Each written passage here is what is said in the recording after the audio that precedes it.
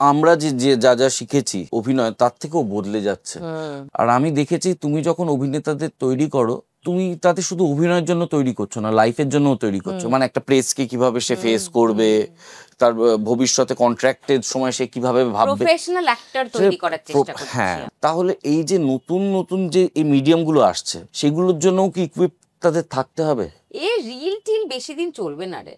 শুধু নাচের রিল নয়, ধরো আমি তোমাকে 60টা এপিসোডের টাকা দিয়ে দিলাম, কিন্তু পার এপিসোড হবে 2 মিনিটের, এবং আমি হরাইজন্টালি শুট করব, যেটা ডাইরেক্ট আসবে তোমার ইনস্টা বা ফেসবুক পেজে। এটা যদি নতুন ফরম্যাট হয়, এবং হোক না, বিজ্ঞাপন ছবি বানানো তো সব থেকে কঠিন, আর বিজ্ঞাপনে যারা অভিনয় করে তারা তো সব থেকে কঠিন কাজটা করে বলে আমার ধারণা। আমি সবসময় বলি যে মিষ্টির দোকান রেডি করে রাখো।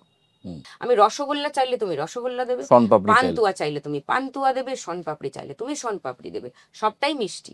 নিজেকে এরকম ইকুইপড করো। তো অভিনেতাকে ওরকম ভাবে আপনি একটা সিনকে 2.5 মিনিট ধরে রাখতে হবে, সেটাও আমি পারবো।